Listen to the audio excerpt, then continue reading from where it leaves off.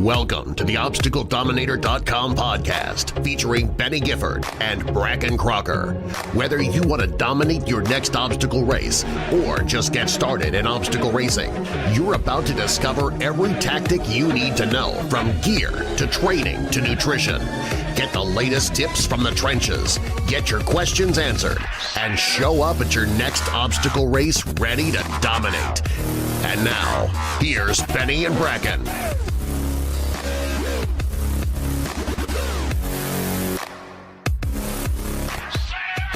Today, folks, we have a very different episode coming your way.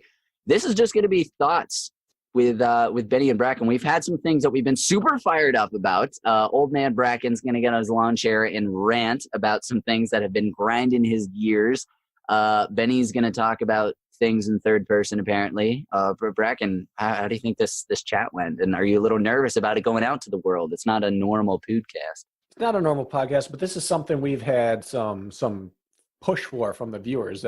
A little bit of a chance to have you and I dig a little deeper into what makes us us. We keep interviewing all these other fantastic people, but it's time to talk to our audience a little bit and also go over just a few of the hot topics in the industry right now. One of the downsides of having so many great guests on is that it does focus around them, and that's a plus, but it's also a minus because we don't always get to the current events section. So today we're going to hit some current events.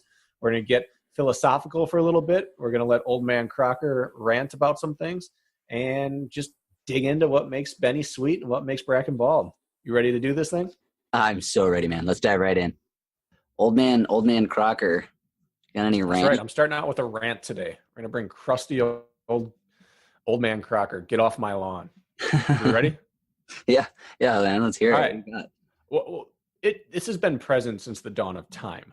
But there's a disturbing trend in OCR lately that just is, as Peter Griffin would say, grinding my gears. So I'm here to rant about it today, Benny. Wait. You said ready? You're going to buckle up? Yeah. Wait, for clarity real quick. Yeah, I know you said Peter Griffin, but who is Blake Griffin? He's not related to Peter that I'm aware of. Okay. But he is a professional basketball player. He's a power forward. He attended Oklahoma for college, drafted by the Clippers, and has recently been traded in the last year to the Detroit Pistons. So he is now a member of the National Basketball Association on the Detroit Pistons. Okay. Multiple-time All-Star. There's your whole life synopsis for him. So he's a basketball player. Yes. Okay. A very good one. What does this have to? A car drove by today, and I just heard the lyrics from this song, Blake Griffin on the track, and I was like, so is he a rapper or a runner or what? But he's a basketball player. Blake Griffin on the track? I think that's what they're saying. It's like gangster music, so I can't really tell what they're saying with their fancy accent. Could mean that he's dunking on the track. Blake Griffin's known for his vicious dunks. Okay. So I guess. Well, I'm sorry, old man Crocker. He's putting it down on the track, maybe. But old man Crocker doesn't know about this stuff. Old man Crocker has some things that are eating at him. So we got to lean back in my lawn chair, crack open a fresh one, and start ranting about the neighbor's kids. Here we are.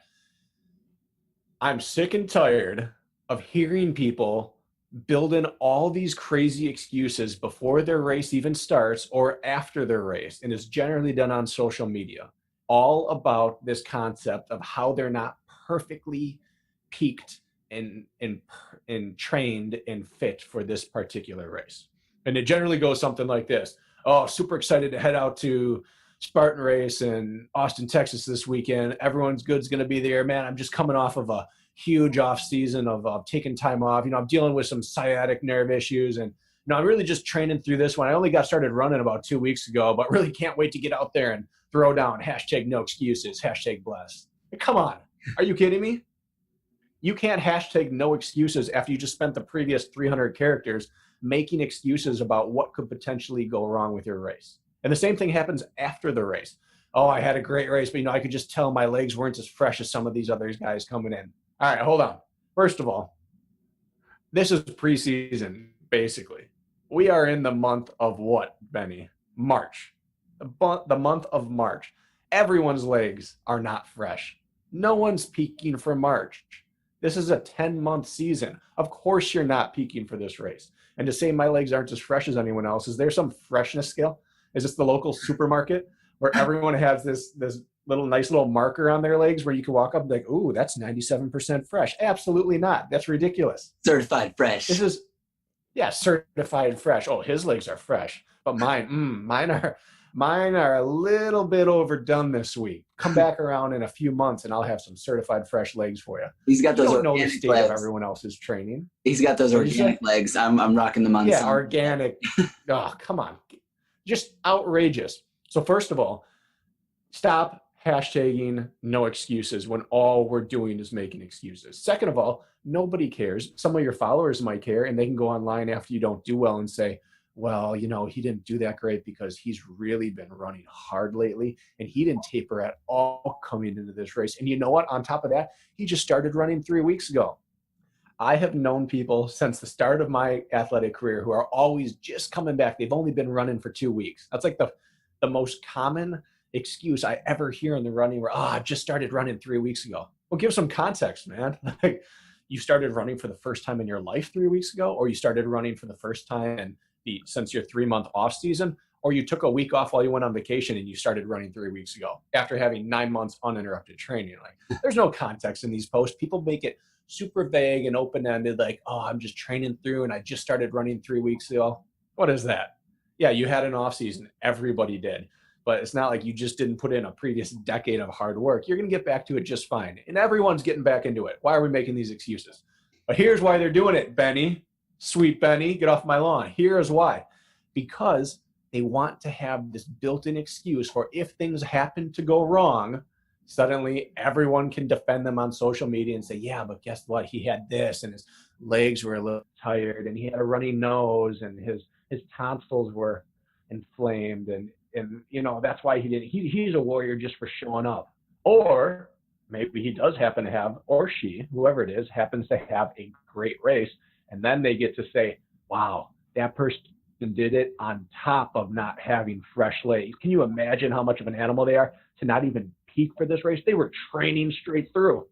And that brings me to my final point of this rant, this crusty old man rant, training through.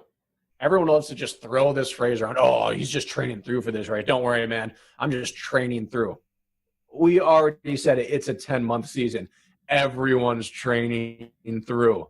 Of course you're not fresh. It's March. Championships are in October. If you weren't training through, there'd be issues here. Now, maybe there are some people who aren't training through and decided, hey, this course really suits my skill set. I'm going to do a mini little sharpening period here. Do you know what that's called? That's called gamesmanship. That's competition. That's what happens in competitive sports. People pick their moments and they go after it. It doesn't give everyone else in the field the right to say, oh, you know, this just isn't set up for me. It's just not my course. I'm just training through. I'm waiting for the mountains. Yeah, everyone's training through. Did you go out yesterday and do a quality workout? No. Did you go out yesterday and do a long run? No, you didn't. Did you do it yesterday or the day before? No, absolutely not. You probably did a big workout Wednesday, maybe even Tuesday, and called it training through. We all know you didn't hop off the plane and go for 14 miles last night. You're plenty refreshed. You just want excuses built in. And I'm tired of that. In real professional sports, the social media presence of the professional athlete doesn't sit there and make huge excuses. Some of them do, the vast majority don't. It's time to kind of just sack up here, embrace your inner Spartan, and be a man or a woman about this. Yeah, we're all training hard. There is a saying that I have lived by since the day I started competing. And I'm not immune to this. I have made excuses in the past, but here's what it is. If you toe the start line, if you show up to the race and the gun goes off and you take off from that line, you are healthy and you are fit. There are no excuses. If you had them, you shouldn't show up. If you show up to the start line, you are in shape and you have no excuses. So the next time you get those Twitter fingers all ready to fire off some excuses, just remember, old man Crocker is sick of it and no one's impressed by your training through. Old man Cracker says, no, don't do it. That was one heck of a rant, man. You need to wipe your... I had to get that off my chest, Beni. I'm starting to sweat listening to you rant. Dude, yeah. So it's... You brought up a good point there at the end with the social media. Other athletes from other sports, this is not to backfire at all, anything you said, because I totally agree. Go for it. I'm open to suggestions here. This could be a debate. Well, no, the thing is, I agree with what you're saying. And this is not to... I don't believe that understanding something excuses it. So while I'm going to go down the route of understanding the different and talking about the reasons people are doing this, that does not excuse it or negate. Like, I totally agree with you. And what you mentioned there with social media at the end, how everybody whips out their Twitter fingers, or how you don't see like big name athletes saying, oh, it wasn't fresh, stuff like that. Well, their sports are not completely like their sports are developed to where they have, guaranteed pay for years out, or they, it's not based off of them winning or losing in the way that ours is, in that literally the money is in the prize money of winning, stuff like that. And so where big chunks of these athletes' money comes from is how appealing they are to a sponsor. Well, what's appealing to a sponsor is getting the masses engaged. Well, what gets the masses engaged more than anything? Something they can relate to. So if somebody is perfect all the time and they're just kicking ass left and right, and they, they never have complaints, then, well, let me back up. Look at Amelia Boone's post. For the past 2.5 years, 3 years, it's been all about her journey through injury, through that crazy femur bone stress fracture, which is the craziest thing I can think of to have a stress fracture on. And she has more followers than she ever did when she was a dominant athlete, because all these posts, I mean, it's the same reason that American Ninja Warrior and the Spartan Show and all of them do these sob stories. And that's kind of, what's the word? Jaded. I'm kind of jaded, so I call them sob stories. But you know what I mean? The inspiration porn. It's the come from thing. It's the God bleeds so I can be more like him type thing. Ryan Atkins never has his bad race is if he gets sixth or something in a stacked field, and I've never seen really excuses from him. I haven't combed his social media to be sure first, but you just nailed it. Amelia is humanizing herself. You said Ryan doesn't make excuses, and that's the two ends of the spectrum. Humanizing is not excuse making. I am all for people humanizing themselves. Bring yourself to everyone's level, because everyone has it. Doesn't matter if you're talented or not talented. Life is life. Everyone goes through those things. Excuses are not humanizing. Excuses are ego that cannot be reined in and needs people to know why things might not be lined up perfectly. Oh, that's a good distinction. I hadn't thought about that. But yeah, that's definitely humanize. Yeah, it's kind of like finding the fine line with trash talk. There's friendly trash talk, and then there's the trash talk that goes over everyone's heads and just pisses everyone off, and is not a friendly competitive thing. Your point is perfect, though. Amelia is the best example. Amelia's career and persona and fame, really, everything about her was built on dominance. The Queen of Pain, the multi-time world champion. She was, the first female superstar, essentially, of OCR. And yet she has remained relevant through being an awesome person and being relatable and honest and open. And I don't find excuses to be honest or open. I feel them to be extremely contrived. And again, I'm sure someone can right now go online and find an excuse I made at some point. Well, that's not to say that I'm not saying it because I'm above it. I'm saying it because I'm tired of it, even if I was a part of it at some point. See, this is something that drives me crazy, is that people think that calling someone a hypocrite or finding evidence of something that maybe you've done in the past that you're now crucifying somehow devalidifies what you're saying. It's no, if anything, that makes what I'm saying more valid, because I understand both sides of it. I'm on the side saying don't do it, and I have done it. And so I understand intricately why it's not a great idea. An alcoholic telling you not to day drink should be more powerful than someone who's never tasted alcohol. The reason I didn't taste alcohol, a drop of alcohol, until St. Patrick's Day last year, 2018, is one of the main reasons, because I had never once had a single person who was drinking, who found out I hadn't drank yet, look at me and not say, oh, don't do it. Every single person was like, oh yeah, don't do that. Good job. And I'm like, okay, well, this right here is why I don't drink, because not a single person has ever been like, oh yeah, dude, it's such a great thing. You should totally do it. And it's kind of like, okay, well, why would I do it?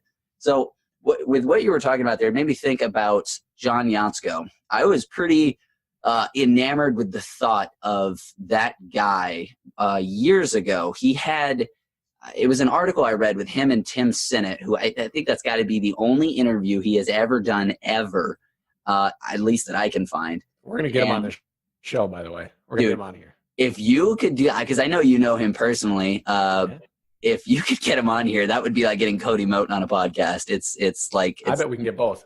Dude, I tried to get, so back when Hunter was the co-host, I tried to get Cody. I had like an hour-long conversation with his wife on the phone, trying to teach them how to set up Skype and work it. They are the most technologically restricted family I have ever seen in my entire life. And we even were in Park City for 4 months, not that far from Cody. And we're like, dude, we have to go to his house or it's not going to happen. And, you know, have you ever heard an interview with Moat that was not live at a race? No, never. Yeah, not Matt B. Davis. Nobody has one. It's a new frontier we're about to cross. Anyway, I know. As I cut you off, John Yatsko enamored with his interview. Go ahead. Yes. By the way, this is going to come out, and then immediately everyone's going to be like, okay, we're going to get Moat. So Matt B. Davis, you back off. We got to get him before next week. All right, so this will air Friday. Yeah. As soon as we get off the phone here, I'm going to message Yatsko and message Cody. Yes. Suck it, Matt. We already got one coming out. So John Yatsko. So I read this article. I think it's on his Race Sherpa Rises blog. And it's this interview with John Yatsko. And he talks about how Yatsko, it's raining, just shows up on their porch in Seattle with like this road bike, like some Walmart grocery bags tied around maybe like a spare change of clothes, and that's it. And he had just biked from where did he live? Alaska. No. He lived somewhere in the United States, and he biked to Alaska. Alaska's in the United States. He came down from Alaska to Seattle first. Oh, I thought he biked. Okay, just for the record, I know it's in the United States. I was referring to like, but like, didn't he bike from somewhere in? How do I refer to the difference between this United States and like Alaska up there? You can call Alaska part of Russia if you want. Okay, fine. Well, whatever. He biked across Canada is the story I'm saying here, and he has no social contiguous media. Might be what you're looking for. The contiguous United States. Okay, I don't know what that word means, but it means they're touching. Okay, contiguous. That's a sexy word. I'm going to use that in the bedroom. All right. Anyways, and just through this interview, I don't know if it was something I learned during the interview, but basically this man has no tie to what people think about him. He does, and this might be my perception of him. I don't know if it's accurate, but he seems to literally give zero fucks as to what people think about him. And not in like the cool, sexy way of saying, I don't give a crap. Like literally it's not even a part of his DNA to even consider what other people think about him. And I was driving with Hunter when we were living together in Park City, and Hunter likes to play these games or just ask random questions. And he said, if you could have one like wish come true, what would it be?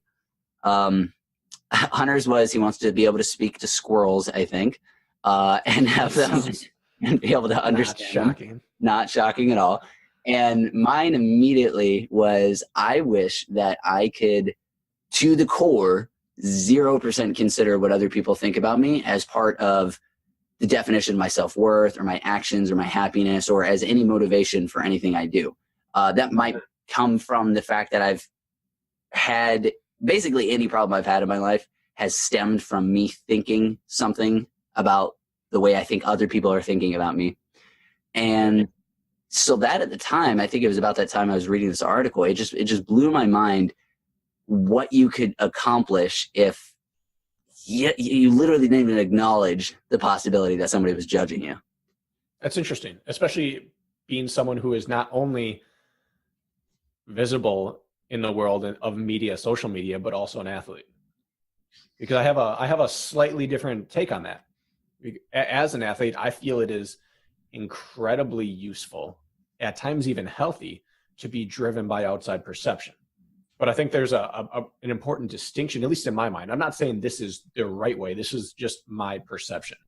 And my take is that if you are not controlled by it, if you are not requiring it, then it can be definitely healthy. It can be a tool to know that when you cross the finish line, that just huge sense of relief, like not only did I accomplish this, but everybody now recognizes the work I put in.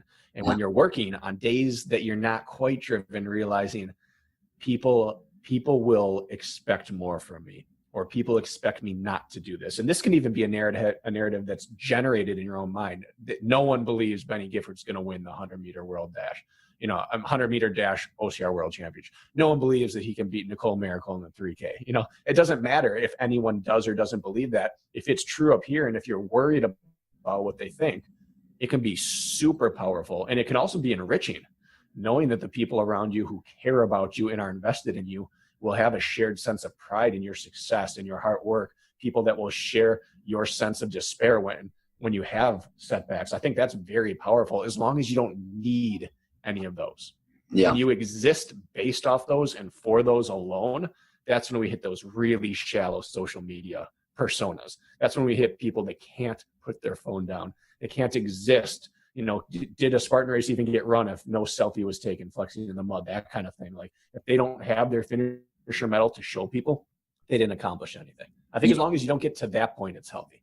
This makes me think about how the way I see it is humans, the way they learn and progress and grow is they find the extreme ends of the spectrum to eventually find the balance. That's the ideal in whatever thing you're trying to learn, maybe. And the way you find the middle is you have to go to the extremes to know where the middle is. Otherwise, you have no no measurement to know where the middle is. And at least for me, that's the way I've gone through things. As soon as I became aware of something I hated about myself or realized I wanted to change about myself, I would go, whoop, I'd go way to the extreme end. And then I would have the problems there. And then I would kind of balance out in the middle. And I think it depends on each particular dynamic, let's say self-confidence or self-worth. It depends on where the first quarter of your life, what side of the spectrum you start off on, as pertaining to whether other people's thoughts about you could be a productive or a destructive thing.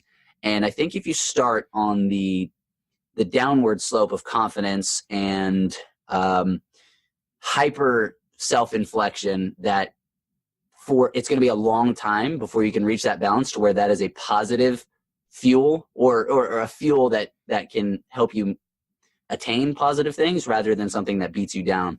I found that for me, this might seem unrelated, but I think it's similar. I like front running.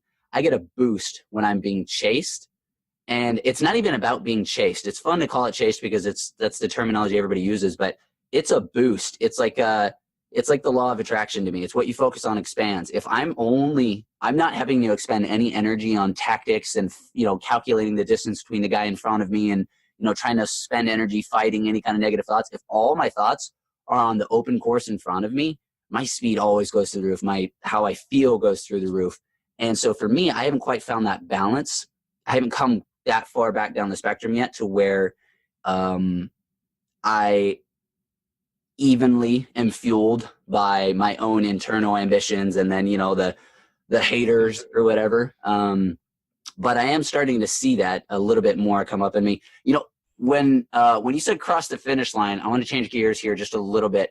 You made me think about what just happened with Penland in San Antonio. Did you see that with him getting the 10-minute penalty? I do. Let's get to that in like 1 minute. I have one last point that your previous point triggered in my head. Okay, go. All right. So you said how humans develop and how they grow. And that just, it kind of reinforced to me something I've always believed, and that I believe it is actually disruptive and possibly destructive to refuse to acknowledge the role that outside influence plays on your life, that others' perceptions and thoughts and feelings play on you. And that is simply because of how humans are. We are by nature, we are biologically DNA-driven social creatures.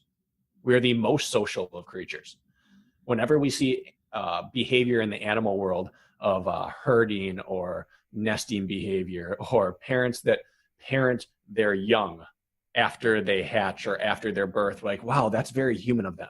And that is because we are the most social of all creatures. We have the highest intelligence, and that's not debatable. We have the most self-sufficiency, and that's not debatable. We may be the weakest, but we are the most self-sufficient because of the skill set that we have available to us with our minds. And yet we decide to always huddle together. We build towns and cities, and we travel in groups, and people are lonely when they're alone. A wolf isn't necessarily lonely alone. It can be alone, but not lonely. Humans are lonely. And so I think as soon as we try to say, you know what, I don't care what other people think about me, now you have this internal conflict. You're just at odds with your true nature. It is accepting the fact that I care what other people think and working on the ability to not need it every second of the day, to not hinge your self-worth upon what they think, but also valuing what other people think about you, caring what your perception is, but not having your self-worth totally hinged upon what they think. You know, this conversation we're having right now is part of the refining factor of bringing me to that balance, because we talked about this a couple days ago on the phone, and I could tell I moved a notch closer just now with what you were just saying on, you know, on the little belt towards balance, because I'm now viewing a statement I said to you just a couple days ago when we were talking about this as very extreme, saying that I want 0% to care what other people think, where it's like, no, really, I just want whatever percent is functional, is not dysfunctional, is something that I can use as a positive fuel, but not something that controls me or like that I operate on a hinge from. So, and it could be as simple as having 6 people in your life who are your mentors or your brain trust that you respect and you want their respect. It doesn't mean you seek approval for everything you do, but it means that when they're on board with what you're doing, there's a sense of boost to that. And when they're not, you can always say, hey, I'm going to reevaluate what I'm doing, but it doesn't change my self-worth if they don't like me. It's being able to use it as a positive and ignore the negatives. Brakken, there's such a big, like a nice little, I don't know, like ice water being dumped on me right now, because it's like, this is such a pressing topic in my mind constantly. Like as ridiculous and all over the place as I am, I'm a very logical creature. And when I cannot logic my way out of something, I'm stuck. And so when I talk with somebody, I'm an external processor. I make so much more progress when I speak to somebody and there's feedback. And yeah, you just like sped me through a whole bunch of time spent in my head going like this over and over. But yeah, I like now I can see it from a different viewpoint of that's okay. Like every time I start thinking about beating somebody or smashing somebody in the ground during a workout, I'm expending energy trying to get rid of that because I think that's bad motivation. I'm like, that's not the kind of motivation I want. But it's like, just freaking embrace it. Like have fun with it as long as you keep it, you know, reined in and it's not something that controls you. So digital it's like a substance. Do I need it? No. Does it enhance me if I use it correctly? Yes. Then it's your choice on whether it's good for you or not. So what you're saying is, and also I'm a little. What did you say? I was saying. So what you're saying is you want to try some CBD oil, right? I don't know. If you rub it on me yourself, I'll consider it. Well, I have to drip it into your mouth, so that might be a little too sexy to do. Okay. I am confused a little bit by your bucket of ice water analogy. That sounds not soothing or relieving to me one bit. That's because it's hot as balls in this room right now, and a bucket of ice water. Okay. Great. So that was just all right. So steering away from this deep philosophizing, let's move on to forgetting about what other people think and move on to John Penland with his fire jump. Which is ironically, a hot topic, but let's do some hot takes. Which is ironically been all about what people think about what's been going on. The quick rundown is at the San Antonio race, it came down to a very close, literally sprint finish. That, you know, everyone says sprint finish, and you look at the time, it's like a 20-second gap. It's not really a sprint finish. They were literally side by side. Hunter Russell and Penland. What's his first name? John. Yeah, John Penland. They're coming off monkey bars at the same time. They're sprinting over and apparently next to the fire jump through the finish line. Penland ended up losing by like a second, but he ends up getting a 10-minute penalty because he took the inside lane. It was a kind of a strangely designed curve, and he accidentally or intentionally, doesn't matter. The point is he did not jump over the fire. He ran right next to it while Hunter Russell ran over the top of it. And he was issued a 10-minute penalty for that, which I don't even know where that ended up placing him. But the point is he didn't get second. And the way I see it is intent doesn't matter because you can't quantify or verify that at all unless the person says I intentionally did it. Whether a 10-minute penalty is appropriate or not, I don't think so, but I don't actually know the criteria they use to decide that. That seems like drastically worse than 30 burpees would have been. But then again, anyways, I don't know. But I don't know. What do you think, Brakken? I have some thoughts on this, Benny. I have some thoughts. First of all, let's go back to the root of the problem, and that was Ryan Woods' truss issue. Right away, that was the perfect instigating factor. It was streamed live. People could watch it and comment on it, and Spartan had the opportunity to react to it. And what everyone who everyone who watched it saw was that he gained a slight advantage and probably no more than 2 to 3 seconds, and that would be generous. It could have been 2 to 3 tenths. What he did was he just didn't have the Sag. the sag, the give every time he grabbed. How much could that gain? Maybe 100th or a 10th of a second each time. It saved him a little bit of fatigue, but at the end of the day, you would be hard pressed to say that 10 seconds was gained. That would be almost like crazy talk. And so to me, the punishment didn't fit the crime, but the punishment was handed out. And there's a reason the punishment was handed out. We don't know exactly what it was because we weren't on the meetings. We only know what we were told. But my belief is that the punishment was handed down in order to avoid upsetting the points, the money, and the already taken podium pictures. Now, for the podium, top 3 people are on there, and they already took their pictures with their big checks. Now, he originally took, what, 3rd place? Yeah. Or he took 2nd. Oh, no, he ended up beating Atkins to the line. Yep. So he took 2nd, was bumped all the way back to 12th, I believe. Now, if they had assessed a penalty based on punishment fitting the crime, all right, we think that you probably gained a second or 2. Let's call it 10. Basically, we just need to bump you behind Atkins. We can't prove that you would have beat him without it. The advantage gained was at worst 1 position. They bump him to 3rd. Uh-oh, we've already taken the podium pictures. We've already handed out big checks. We've already announced on social media. Our sponsors already have their shots with athletes. They can't do that. So now they have to assess enough of a time penalty to ensure he still would not have remained on the podium. But 4th place is important too, because the point system this year goes from 300 to 264 to 240 or 238 or something like that. And 4th place is the last big drop off. After that, it gets, 5th, 6th, 7th, 8th are all down 1 point. So top 4 are extremely important.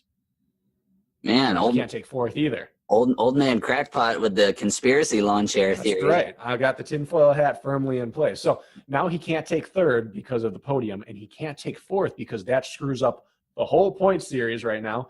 And people already believe they took a certain amount of points that day. Kirk DeWint took 5th place. He was bumped down to 4th. He received his 4th place points. Ryan Kent moved from 4th to 3rd. They are now in the big money points. If he gets 4th, now it pushes Kirk back to 5th. He goes from, a contender in the series to now he's on the fringes out of contention. So they can't do that. Also, top 10 pays money. People have already accepted the fact that they won money. They're excited. They've posted on social media, I took 10th place. I got $100. It's not true. I took 10th place. I got $100. But yeah, I didn't post money. Anyways, I got bumped up to 9th. Now I got $200. I've already spent that money, Yeah. I'm at the hotel eating $200 worth of room service right now. So the point is they can't have him top 10 because it screws up the money. So they gave him a 10-minute penalty. It's a nice round number, and it bumps him to 12th. Now he's not in the podium. He's not in the big money points, and he's not in the money at all. But now a dangerous precedent has been set. Now they're at a point where we've already laid down what a tiny, small infraction will get you, and that's 10 minutes. John Penland makes an even smaller but more obvious infraction. I don't know if you watched the video. I watched it live. John, they had a turn towards the finish line. The fire jump was here. The finish was far to the left. John was on the inside. Hunter landed off the rig ahead of him, surged and took the inside lane. John surged and took more inside to get around him. Now, he did skip the fire jump.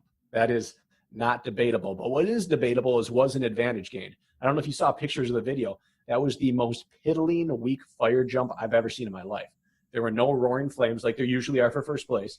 The wood was only like 1 stack tall, so it was the kind of thing you didn't even break stride to go over. At most, he gained 1/100th of a second, and that was not gained from the jump. That was gained by coming inside of the line. Yeah. Now, first off, you shouldn't have 8 to 10 feet inside of an obstacle that you have to go through. There's no point more in oxygen debt than the very end of a race. You shouldn't have the ability to think. Second of all, what's more anticlimactic than jumping over the fireplace and not seeing the finish line and turning away from the audience? Like that's a foolish finish line structure. And third, a 10-minute penalty does not fit the crime. That's a bad punishment for the crime. In that case, it'd be really easy, just like it would have been for Ryan Woods, to say, all right, Ryan, you lose the spot you had. John, you didn't catch him anyways. We're just going to let this one slide. There was no official there to catch it. We're not going to make a judgment after the competition's already done, because there's no sport in existence right now that finishes competition and then goes back and replays the tape and sees if they can find a way that they can penalize someone. Right. There's also, to even further that point, not a single sport in existence that finishes the race and then allows people to self-submit crowd footage. Like, hey, guess what I caught on tape? Oh, let's take a look at that. Oh, you're right. We missed that. Let's 10 minutes. Boom. Well, just to clarify, they don't if they were with the Woods situation, they aren't now. They don't accept anything other than Spartan qualified footage. Correct. But that footage prompted the first incident, which prompted the first response. And now the response that's set in stone was based off of found footage. Yeah. Yeah. So it's a bad chain of events. It's a bad look, and it's a bad punishment, because John now would have been better off skipping 10 or 9 burpees in the race than he would have cutting 6 inches too far to the left. And what's funny, that's not logical. Right. And it's funny because if he did skip those burpees, maybe he would have been able to pull such a big lead that it would have landed him in the same time condition anyways. Yeah. So I think the main problem is having a clear-cut algorithm that Spartan doesn't have yet, that they just plug in the thing that happened, the infraction, and then out comes a preset penalty. Right now, it just kind of seems like they've said it, they're developing as they go, which I think this is just something that people seem to be in an uproar about, because how many few people have been a part of the development of a sport? Most people are aware of sport once it's been refined across years and years of crazy infractions and weird random stuff like this happening before. Like I want some, we should do this at one point. So hold that thought. That being said, there's a real easy way to fix all this so that you don't end up looking foolish every time. And that's, you don't make set in stone rules on something that is judgment and situational. You simply say, we have a competition committee, we have a rules committee, and we are going to review every controversial call during the race, and we will make a judgment based upon the best available information. And so in the Ryan Woods case, they would just simply retreat under the tent like NFL referees or NBA referees. They would huddle up and say, what did you have? What did you have? What did you have? I had 3-second penalty based off what he gained. Really, I only had 1 second. I don't think he possibly could have gained that. All right, are we all in agreement that he couldn't have possibly gained more than 3 seconds? And the person behind him was 40 seconds back. No harm, no foul. We'll bump him right behind Atkins. Good. I think we can all live with that. They come out, they make a common sense declaration. And because there was thought behind it and the established protocol of we are using logic and we're going to have a meeting to review this, Woods is going to be pissed off, but he can at least see, I did touch something I probably shouldn't have touched. And, it cost me $400 rather than it cost me $2,000 and it cost me the series. They get to huddle up with John Penland. Did you guys see John cut inside? Yeah, we did see that. Did you guys see anyone in sight behind him? No, they were 3 minutes ahead. Did he catch Hunter Russell? Nope. All right, no harm, no foul. Let's have a talk to him. Let's make a social media post saying, going forward, we will ensure all course markings come right up to the edge of, or we will post an official on either side of the fire jump. You must stay inside them from here on out. If you skip the fire jump, it's going to be a 10-second penalty. And everyone would be happy. Yeah. Everyone would respect the decision, but having these wild, sweeping blanket statements just loses credibility. And I'm a Spartan guy. I'll support Spartan till the day I die, but I do not support illogical punishments. Yeah. I like that, but I think what would be better is if we just took the Hunger Games approach, where they just draw your penalty out of a hat and just whatever it is, full race DQ, banned from sport for a year. Is that not what we're doing now? That's the risk you take by trying to skirt something in Spartan. But the thing that always drives me crazy. It's time for my little rant, and I don't have a fun little persona to take on here, so I'm just going to talk as Beni. But the amount of posts and little pieces and blogs about how amazing and supportive and wonderful the OCR community is, it's always such a heartwarming experience to read these and be a part of these and be tagged in them, and it's like this big little love fest. And then constantly we see instances where something like this happens, something that's slightly polarizing, and the knives come out, the freaking pitchforks and torches come out, and it's like, what the hell happened to this loving OCR community you're all talking about? Like, anytime a race does anything like, oh, parking sucked this morning, I was blah, blah, blah. Suddenly it's, pitchforks and torches. Let's burn the race down. This is unacceptable. Instances like this. How many comments did you see? It wasn't that bad on this one. The Woods one was, maybe it's because of the names involved bigger, and it was a series race, and it was, between Atkins and Woods. But the amount of personal stabs about people being cheaters and where they go from there and how they think in their minds about what it says about people's character and all these other things, it takes me to these crazy places of when I see these posts about how wonderful the OCR community is. It's like I just see this big entity that is just this wave that if you do anything wrong, they just whoop, they swing to the other side and they turn into these crazy savages. And there's like this obsession. Yeah, exactly. It's mob mentality. And there seems to be this obsession with like establishing fault. Like Penland is at fault. And I don't believe in fault. Like fault is the present understood by people looking backwards.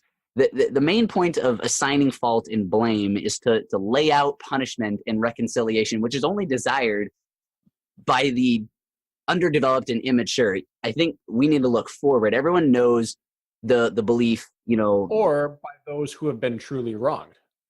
Right, exactly. And everybody knows the belief about the whole point of failure is that it helps you move forward and learn, and everybody gets that. Well, what part of that belief requires someone to be punished?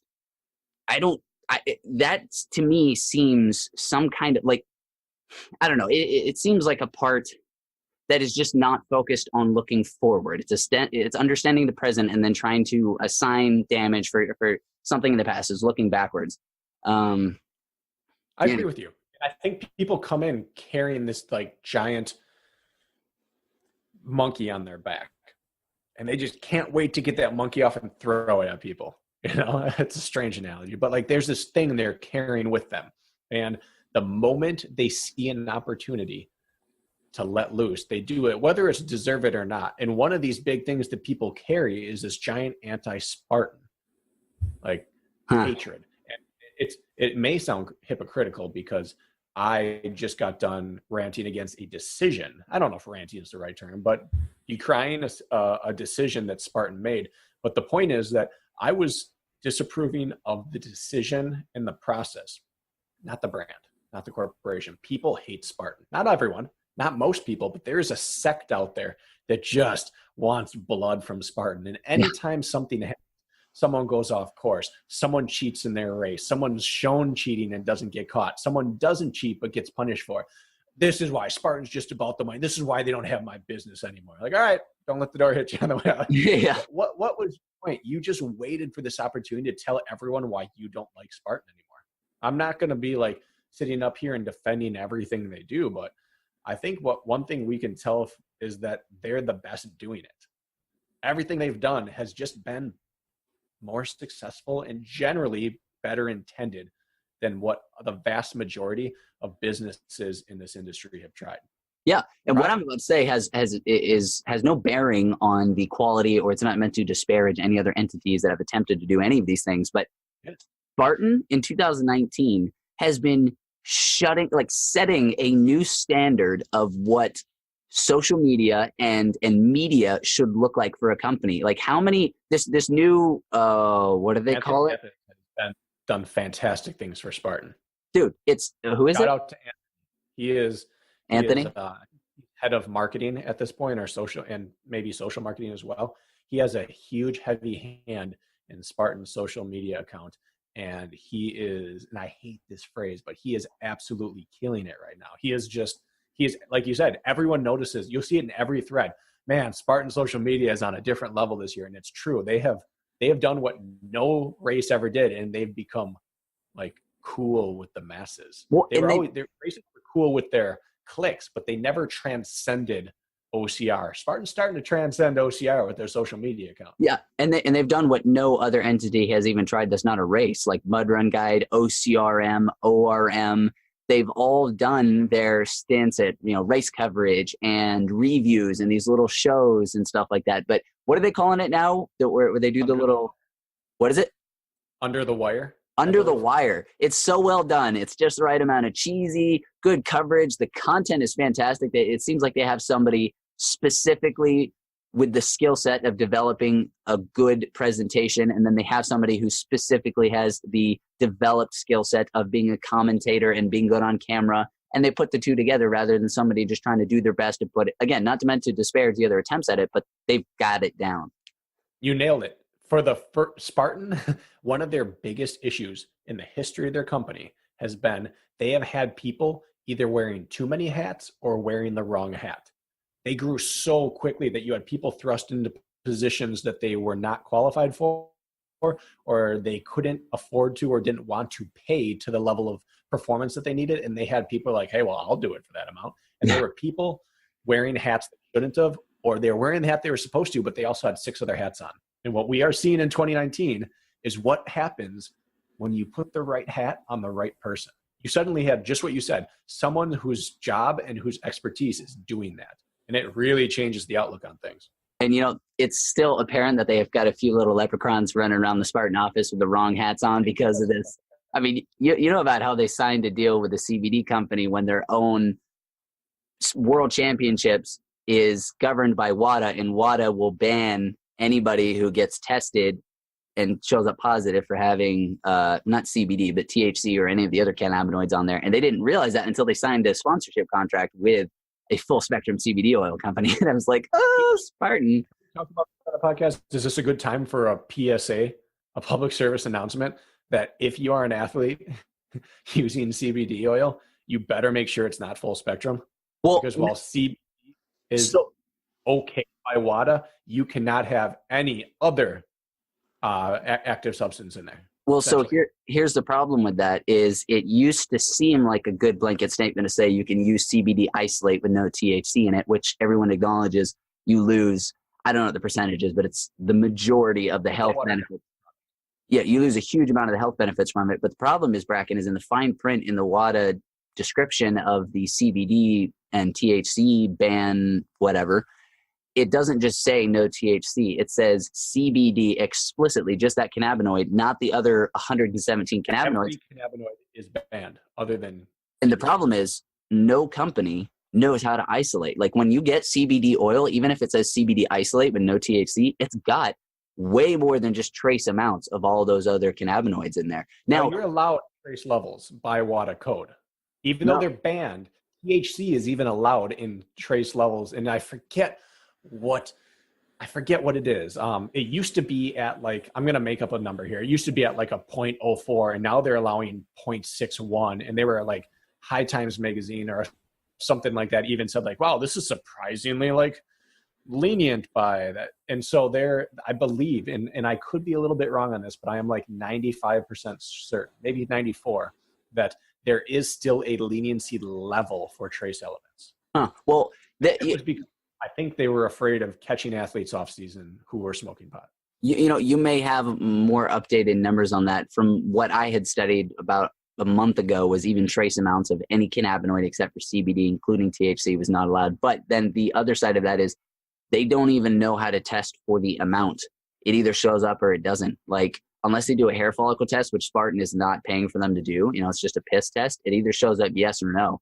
And then at that point, I was speaking with Adrian, owner of the OCR World Championships, and I was talking about the use of CBD. And I said, are you guys, WADA makes the guidelines, but I mean, this was me getting clarity on how organizations operate under the umbrella of WADA. Is it whatever WADA says goes, or you take that information and then you have your own intelligent breakdown of it and saying, well, if this shows up, then we don't care, or this or that. And he said, no. Blanket statement, if you show positive for anything you're not allowed to have, even if you tell us that you had a poppy seed bagel the day before and it's from the hemp in that, then it doesn't matter. You're out. And so they partner with or USADA, you have to go through everything with WADA and USADA. If you have a adverse finding, which is what they generally call it, an adverse finding, then you have to go through their appeal process. Your race organization can't say, hey, you know what, thanks for the test, but we got it from here. That's not the way it works. Once you're with them, you are fully with them.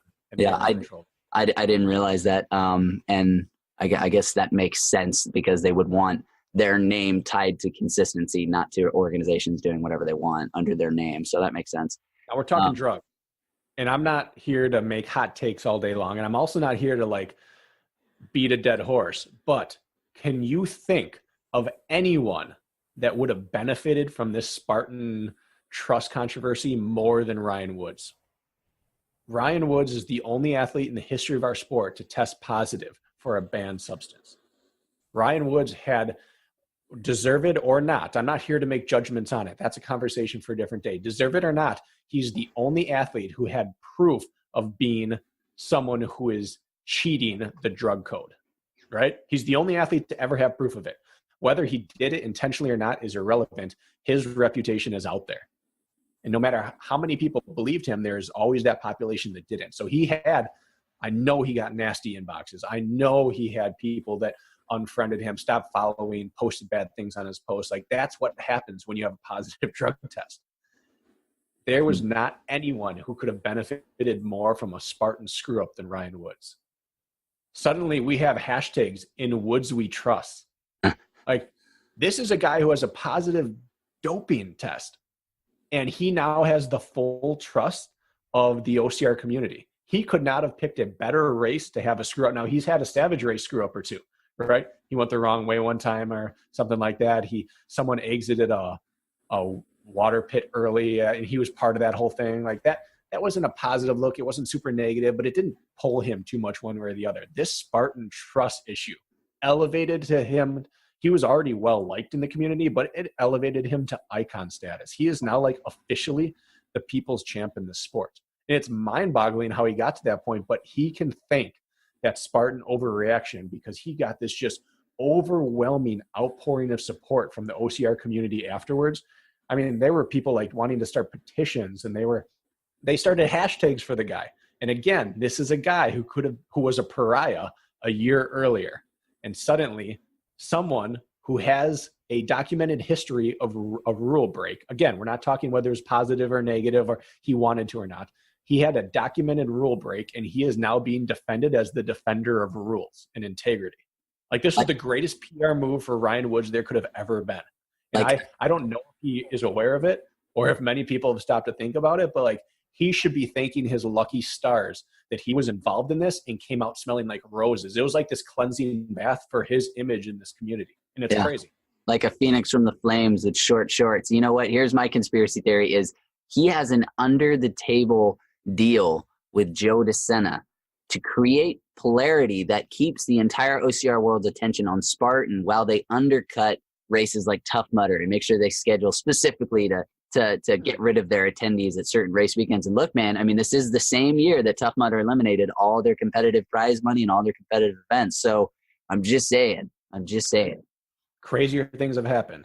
But Ryan Woods, if you're listening, this isn't me taking pot shots at you or beating a dead horse. This is me saying, if you're still feeling salty about it, I get it. But your clean reputation moving forward in the eyes of the vast majority of the sport is worth more than that $1,200 second place and that whatever prize payout is at the end of the year. I know financially it hurts, but man, you got a full second lease on a fresh start, and that doesn't happen very often. So I think you were the perfect person for this to happen to.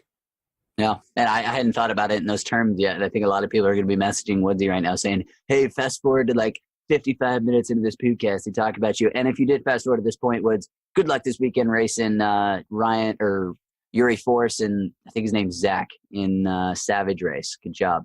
It's going to be a good fight between those two. If there's ever a race made for Ryan Woods, it's fast running and some hanging based obstacles. Although he's now an animal on the carries, so he could probably use bigger carries. But Savage is a good venue for that, man. Yeah, I freaking love Savage. Dangerous at Savage. He's proved he has. I mean, so would Kempson. Those three have wheels, but VJ and Kempson get through rig type obstacles quicker than most people. definitely quicker than Woods. And VJ can get through a hanging obstacle and back up to speed like almost no one we've seen at the top level of this sport. Yeah, that kid's a freak. You, Mac, and VJ head through some swinging obstacles. I know Mac calls himself king of obstacles. It's a bit, I mean, it's a bit much. It's just a catchy phrase. He should change that to king of backstage. That's become his identity, king of obstacles. I bet he signs his letters home to mom and dad, king of obstacles. Like, he's on that, and that's all love. I love, but like that's his thing. And I know that you fancy yourself an obstacler, and I've seen VJ in action, and he can just, with his wingspan and his technical ability, he can fly through rigs and things like that. I'd like to see you three on maybe a Conquer the Gauntlet, maybe 100-meter dash short course, something like that, where you can test on the fly reaction obstacles. I'd pay to watch that. I would love to race. I'm trying to get VJ to come to OCR Worlds, and if he does, I'm gonna clean the floor with him on the 100-meter. And this is not even knowing what the obstacles are. I would love to do that though, but what makes VJ in my eyes so flipping dangerous is the fact that he is the first guy. You know, this is I'm a very common slice of the competitive OCR scene, like the subpar competitive scene, where they're like, you know, I'm just so damn good at obstacles, but those running segments, man. Well, VJ is the first guy to be in the top A section, you know, A+ crowd, who has that raw, crazy ability that, you know, he's part of the tiny percentage that you watch do obstacles and you're like, holy crap. Not only is he not ever going to fail anything, but he blows your mind with what he's doing, and he does it mid-race, and yet he's also got the foot speed of the fastest out there. I mean, we saw that with that beater video that Obstacle Racing Media put out from the race in Alabama, and no one's even close. And this guy is jumping out. He's risking, you know, jumping out onto monkey bars and swinging full momentum through beater. So he's shown that he, at least to my knowledge, he's the first guy with that foot speed, with also that terrifying obstacle, not just proficiency, but speed and riskiness. And yet it doesn't seem very risky. He seems very sure as he's going through. You're right. There are people, there are a lot of good athletes at the top end of the sport who could do the things that he's doing fresh and outside of a race. Like I assume there are a bunch of us who feel very competent as athletes. And if we're playing around at an open house, can do some pretty cool stuff through the obstacles. But I am in no way trying that in the middle of a race in oxygen debt. Right. I'm on a rig. I did 2 flying transitions because I was in a battle for the same spot, but it was for 4th place. 4th place doesn't make the live coverage, but it was with kind of, I thought like, man, that would have looked really impressive on a live stream. It's too bad it was for 4th and not for 3rd, because that would have got like a bunch of views and people would have been impressed. But it's the only time I ever tried it. It was 30 feet from the end of a race and I was desperate. VJ's doing those things at pace. And like you said, that's crazy. You don't see people at the top end of the race taking chances because they're so busy running fast that to them, gaining 2 or 3 seconds isn't worth a 30 burpee penalty.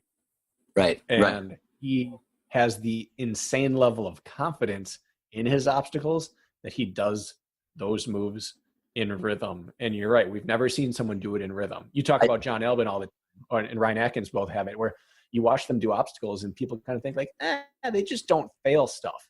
They're not anything special. Well, the special thing is that they get to do obstacles at, you know, JV level for them because they're running at All-American level. Right. They're climbing and descending at All-American level. They don't even have to take a risk. We don't know how good they could be because they don't even have to show it. It's not worth it. VJ shows it and it's casual. And anytime someone does something impressive casually, that's a little scary because you know that that's not their best. Right. It's not their most impressive. That was something that they've done and they're comfortable with, and that's safe for them. You know, I'll put this statement down saying that VJ's performance in Alabama, assuming it's how he continues to perform as far as the way he's performing on obstacles, this marks a huge transformation in the way we're going to have to see the other athletes have to start performing. They're going to have to start, because it used to be the majority of the race is won or lost based off of the in-between obstacles. And then you can help your position or slightly hurt it based off how fast or slow, assuming you don't fail. But nobody's making substantial gaps on obstacles. They're just not long enough. Well, VJ is starting to turn obstacles that, could take someone who is on the good side, 10 to 15 seconds. It can take him, 3 to 5 seconds with his movements. And that adding up with that kind of confidence, that's going to force athletes to start doing things that honestly are going to make it even more spectator friendly. I'm excited about it. It is, because in the past, the only people that would ever pass you on obstacles significantly are guys you could be like, well, I'm going to be a minute ahead at the end of the next mile. Who cares? Go ahead. Yeah. But VJ is going to make it more exciting for two reasons. One, it's going to make everyone have to raise their game up. But two, it's going to make obstacle failures a thing again. Part of the reason that no one fails obstacles anymore is everyone got really good at these obstacles and they all have their pattern through it. Like, oh, I'll just go to 90 and I know I can get through this no matter what. Well, that's slow and boring. But if you get near VJ in a race, and to an extent, Ryan Kempson, he swings through everything as well. He kind of got his obstacle ability just got overshadowed by VJ, but I would put him as second best on rigs and twister and beater behind VJ right now. Yeah. And maybe I'm slighting unintentional, but he's very good at it. But what those kind of guys show you is that I have a hard time running next to you. And now the best thing I can do getting into an obstacle is not lose ground and then try to hang on to you coming off. That's a bad prospect. But knowing, shoot, VJ is going to put 4 seconds on me on beater. No matter what I do, as fast as my hands will move, 4 seconds. And if he's going to outrun me on the next section anyways, I've got to make a business decision here. And if you have to start taking chances, now we see failures again. Yeah. Now we see, bumping and grinding on the obstacles and people falling off because you got to take a chance. And that is when obstacles get failed. I'm so excited about that. It's totally, BJ, you're totally changing the sport, my friend. And I'm excited that you're coming in. I haven't watched Penland's race in detail, but the fact that a 19-year-old or not even 19-year-old is placing right next to or running ahead of somebody like Hunter Russell, who ran a sub 9-minute 10 mile or 2 mile in college, or maybe it was high school. I don't know, but that's wickedly impressive. We're starting to see a new generation of these freaking young athletes who are learning obstacles and to train strength and running at the same time.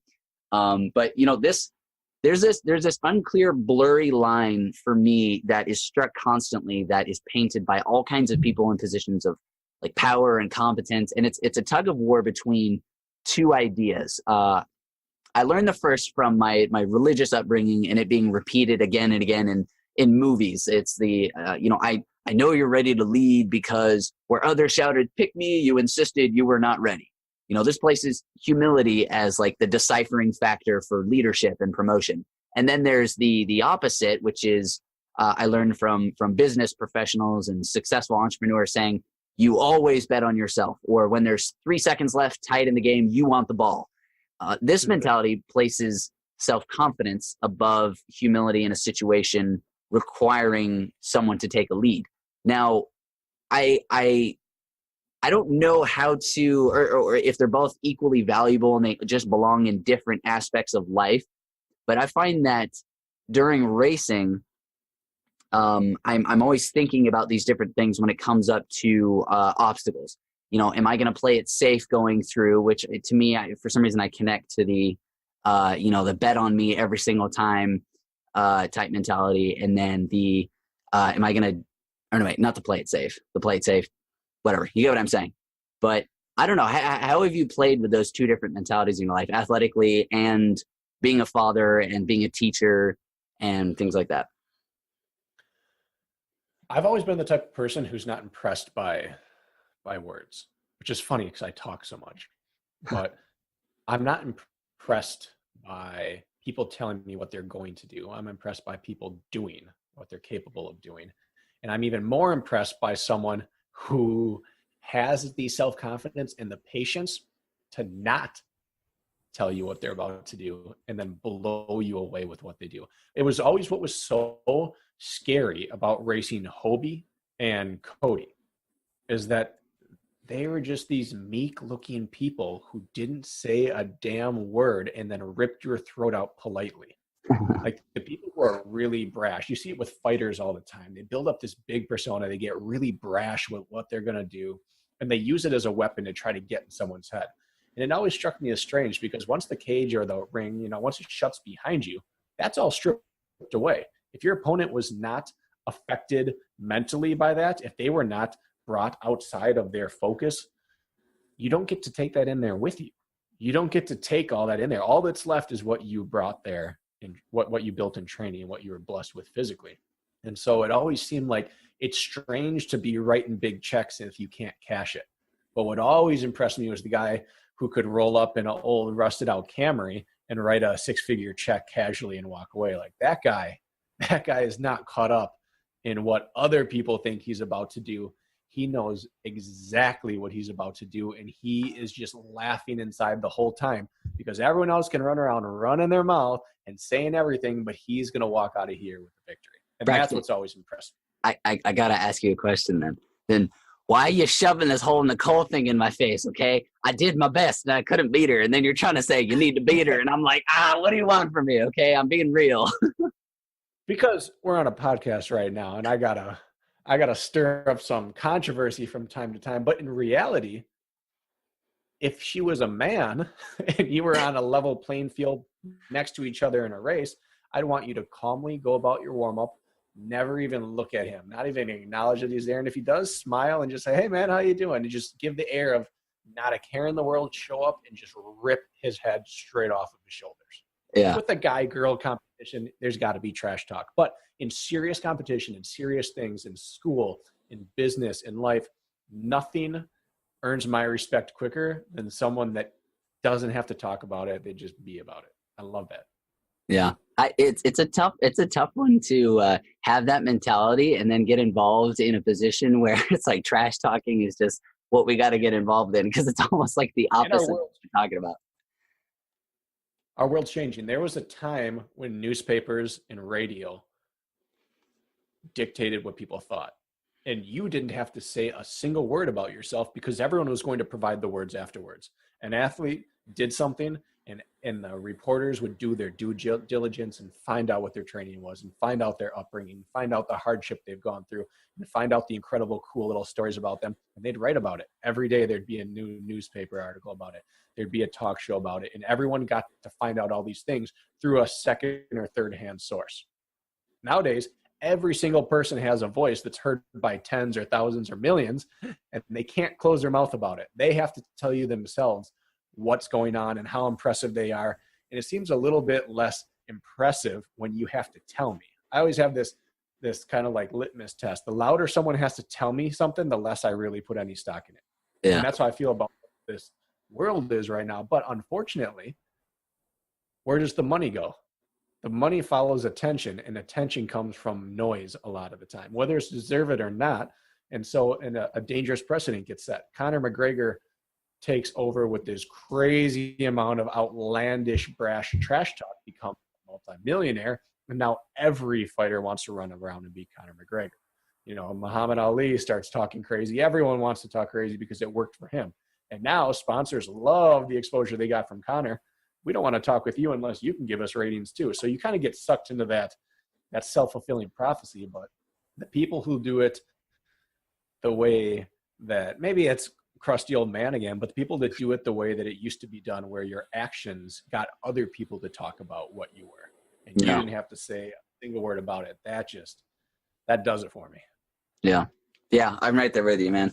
Well, you brought up Conor McGregor, and it made me think about Hunter, because he's a very similar type personality, and he loves Conor a lot. And I was just on the phone with him today, and he made me think twice about something that I had kind of decided on. When I say the word decision, I mean it in a very half-assed way. Like, I don't really decide anything, and like the literal meaning of the word is to cut off from other decisions. I'm not like that at all. I go with what I know is going to work with me, and I'm going to change constantly. Well, I had made this decision to stay in Dallas for a while longer, do the adult thing, which was I have a real good situation here, and I could potentially hack away at some debt I have in a really great way. Or I could just move to Boulder and basically remain in the same situation financially, which is not bad, but it's not like fantastic, but get to live in Boulder, and which is eventually where I'm ending up this year. And so I had decided, okay, I'm going to make the adult mature decision. I'm going to stick around here in Dallas and hack away at the debt, and I'll postpone that a little bit. And I was like, yeah, it's good, mature, adulting. And then Hunter calls and he's like, no, you shouldn't do that, because right now you've got an opportunity to come out here, be surrounded by people who are doing the same thing you're doing, have a massive boost in your training by having that, everyone's out there. Johnny Luna Lima, Hunter, Kempson. I know that the Moralia twins are out there. There's Nicole's out there. I could routinely get my confidence smashed by losing to her, her Strava comms out on those trails out there. But it made me think about it twice. Think about taking my training more seriously by making that move, or, going the other route financially, which is to hack away at some debt I have. What do you think? Well, you're now taking me away from theoreticals and making me talk directly about someone's life. My take on it is that group training is unbelievable. When group training is done correctly, there's nothing more powerful in the world. When you get a group of like-minded people with like-minded training and like-minded goals, it is just a rising tide raises all ships, right? Here's a flip side of that. And that is, if your training and your specific goals do not align with everyone else around you, the temptation to go with the flow of the group often overrides the temptation to follow the plan. So when someone has a specific plan that they believe in, a pursuit, we might say, like we talked about last time, that pursuit can be compromised by someone else's pursuit. We see it all the time. Someone has a group of friends they train with. Their friends are super into, let's say, powerlifting. They go to the gym, they power lift. You're going to end up powerlifting more when you go with them. Now, if you're training for something that requires you to put in a lot of your time into being an endurance athlete and having the lightest body weight possible while still the highest functional fitness output, strength output is possible, too much powerlifting eventually has a negative effect. And at times you might head out for a second run in the day of the mountains. You might head out for a lift instead, in days when like, hey, I ran really hard yesterday and I definitely need a quality spin session in the morning, easy jog in the afternoon. Suddenly you're confronted with, yeah, but we're 1 rep max squatting today. Okay, I'll do it, guys. And I'm not saying that's what would happen out there. That example I used probably hits a little too close for home. That's not what I intended to do. Well, you happen to be extremely accurate with that on the particular. Yeah, I don't intend to be, but the groupthink mentality can pull you slightly off course. Now, sometimes that's good. If you are someone who is entirely endurance based and you just don't do anything else, getting in with a group of people who expand your skill set is super positive. So I'm a big fan of the good old fashioned pro con list. You make your list of pros, your list of cons. You decide, does this take me closer or further from my goal? And can I be positive that I stick with it when I go out there? The answer is yes, you do it.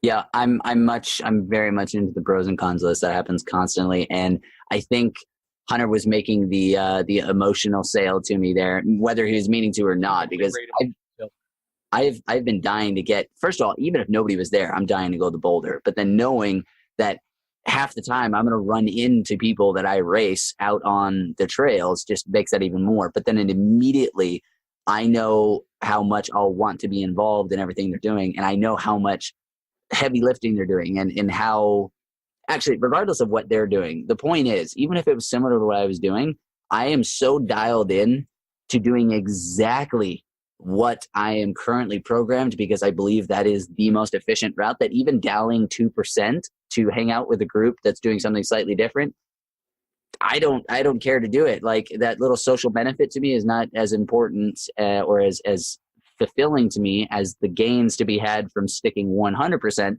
to the thing that I know is very fulfilling to me. And regardless of the fact that I'm doing everything by myself, like, everyone sees that as a hard thing.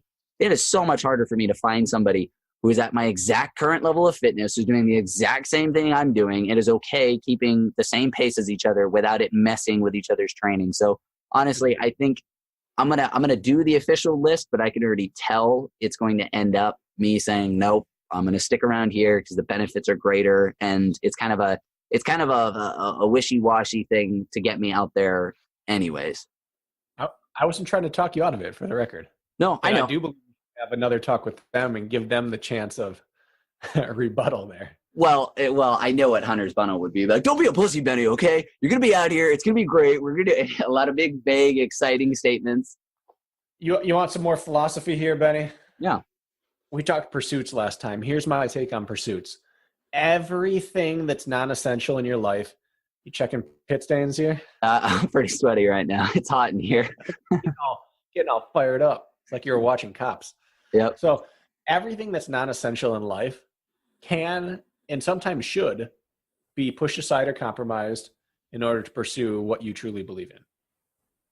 I think that if you have an opportunity to postpone something because what you're going after rings true to you and it is enriching to your life, and you would never be able to think, I didn't quite go for it. If you can avoid that thought process, if you can go after something in life and give your all towards it, it's as beneficial as anything in life.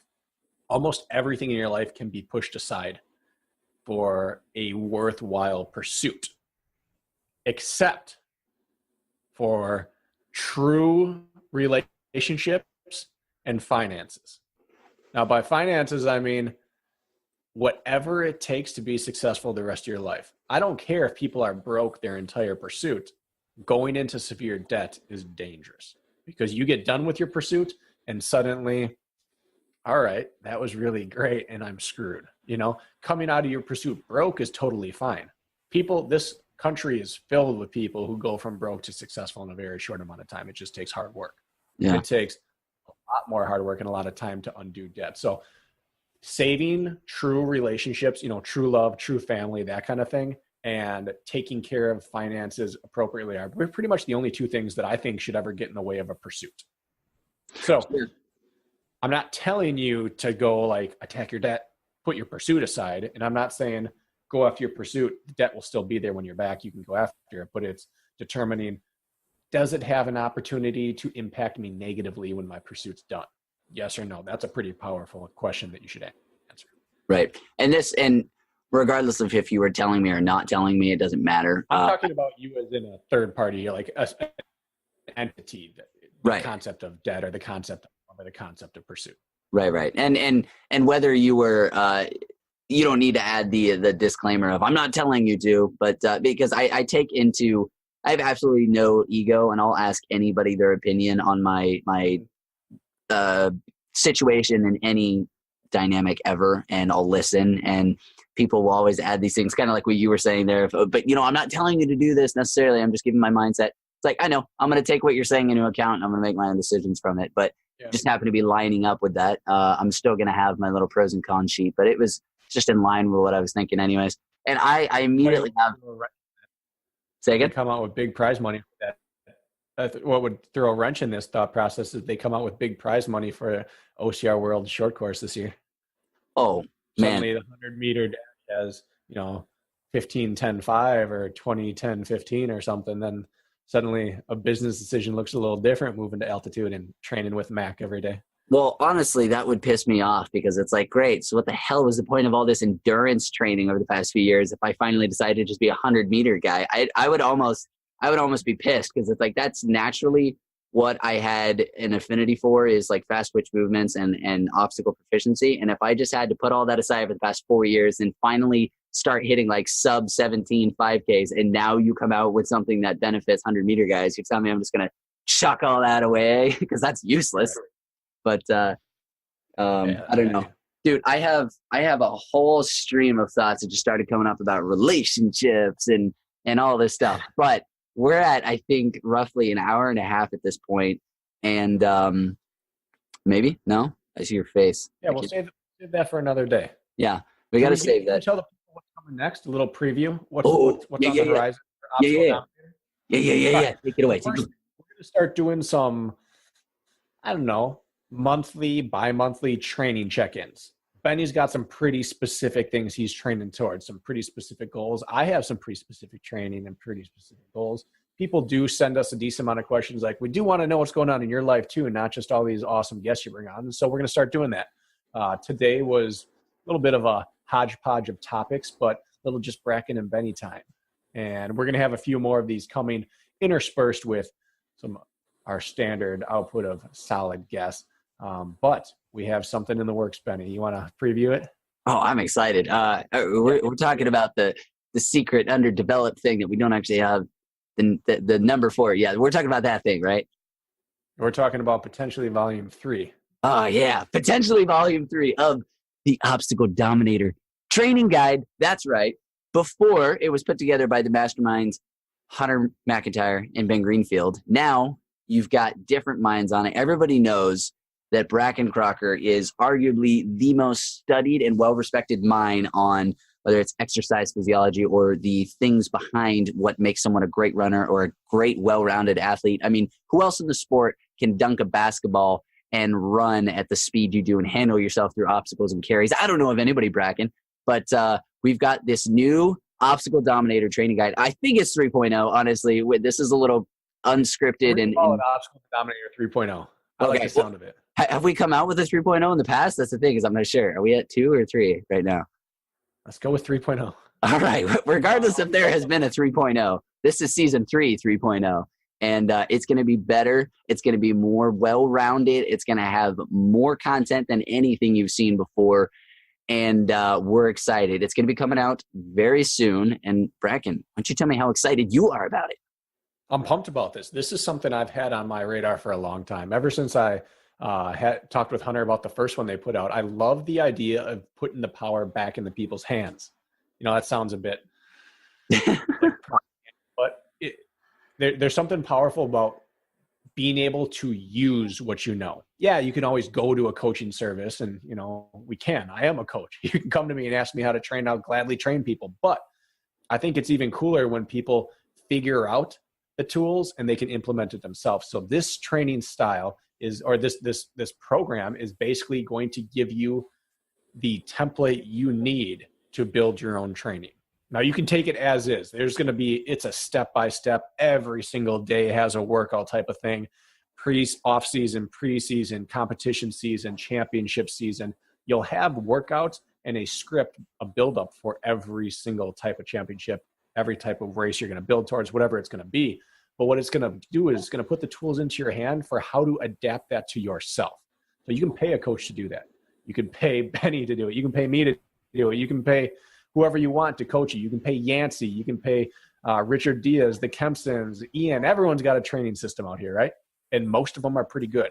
However, it's rewarding for people to get their own hands dirty in their own training. So we give you a sample off season. Let's say it's a 6-week off season, but we give you the tools for how to expand it all the way out to an 18-week off season if you need to.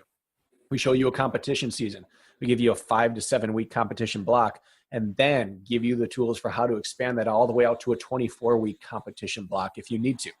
How to raise and lower your volume, how to hit the workouts when you want to hit them. And then we talk championship prep, how to hit your exact races in the exact right way by doing specific workouts to build up for that, how to approach your off season, preseason, in-season, championship season.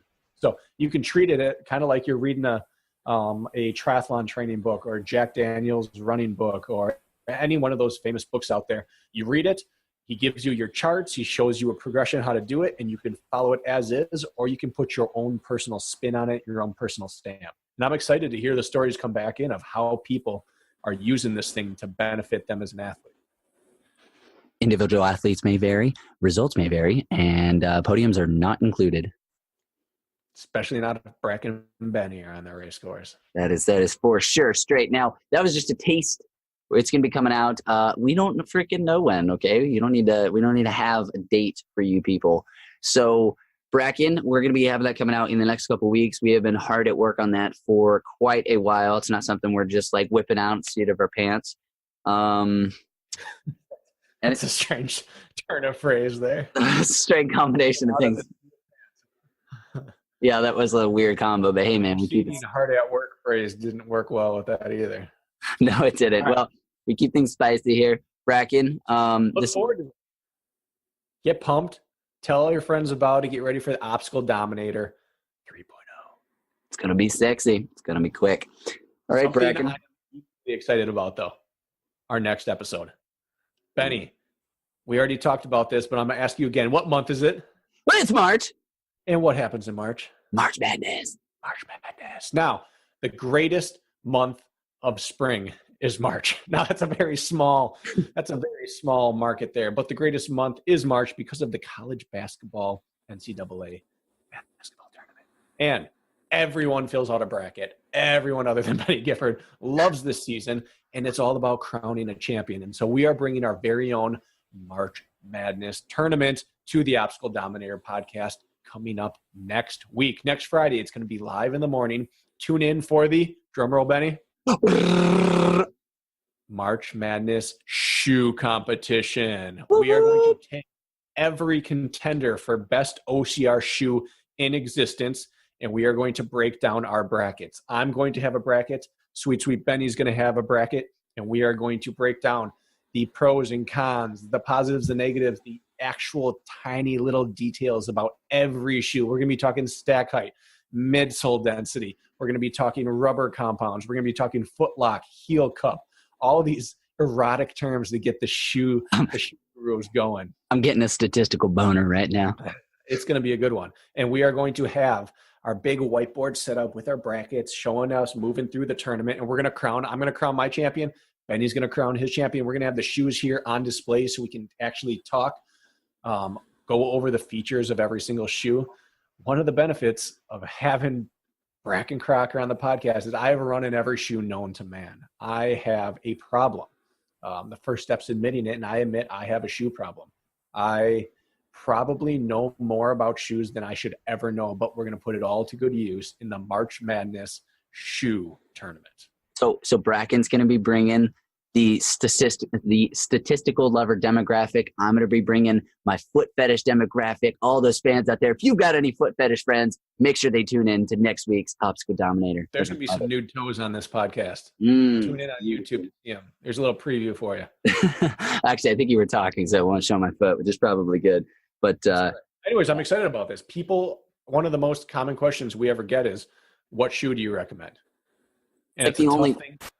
It's very part of what we can do is give them the knowledge to how to look for their shoes. And if you know what you're looking for in a shoe, by the time we're done breaking down every shoe in this tournament, you're going to know exactly what's going to work for your race, your foot, and your stride type. And just like Brakken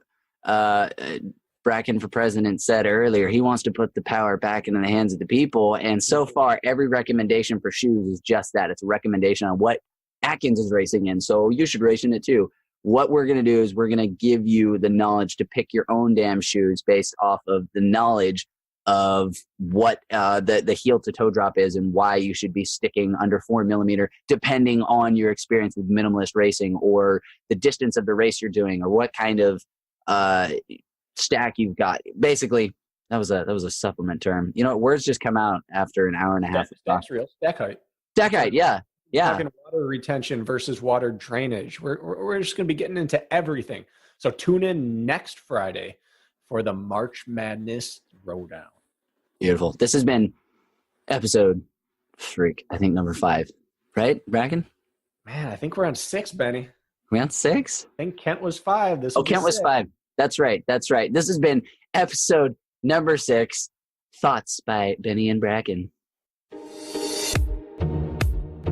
Visit ObstacleDominator.com for show notes, training, and racing resources. And leave your question for Beni and Brakken.